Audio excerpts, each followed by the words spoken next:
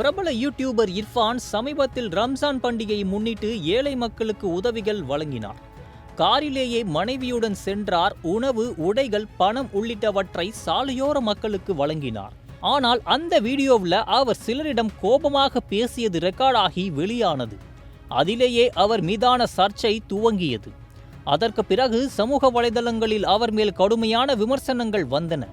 காரிலிருந்து இறங்காமலே உதவி பண்றாரு, பணம் இருக்கு என்பதை காட்டுற மாதிரி நடிக்கிறார்னு மக்கள் கடுமையாக விமர்சிச்சாங்க. சிலர் கோபத்துல அவருடைய சேனலை அன்சப்ஸ்கிரைப் பண்ண தொடங்கி விட்டார்கள். அவர் நேற்று தான் ஒரு மன்னிப்பு வீடியோவை போட்டிருக்கிறார். ஐ வாஸ் ராங்னு. அதுல அவர் சொல்றது என்னன்னா, என் பேச்சு தவறாக இருக்கலாம், மன்னிக்கவும். உண்மையில் நான் தான் தவறு செய்தேன். ஆனால் என்னை விமர்சித்த வீடியோக்களை நான் பிளாக் செய்யவில்லை. அது ஒரு நிறுவனத்தால் வேண்டுமென்றே பண்ணப்பட்டது என கூறியிருக்கிறார். ஆனா நெட்டிசன்கள் ஒத்துக்கல. இவ்வளவு நாள் சும்மா இருந்துட்டு இப்ப வந்து ஏன் மன்னிப்பு கேட்கிறார்னு கேட்கிறாங்க. காரணம், அவர் சேனலில் பார்வையாளர்கள் கடுமையாக குறைந்திருக்கின்றனர். ஒரு காலத்தில் லட்சக்கணக்கில் வியூஸ் வந்த இடத்துல இப்போ 15,000 20,000 வியூஸ் தான். சப்ஸ்கிரைப் பண்ணும் ஆட்களும் குறைஞ்சிட்டாங்க. அதனால தான் யாருக்கும் புரியாம சும்மா இருந்த இர்ஃபான் இப்ப திடீர்னு மன்னிப்பு கேட்டிருக்கிறார் என பேசப்பட்டு வருகிறது.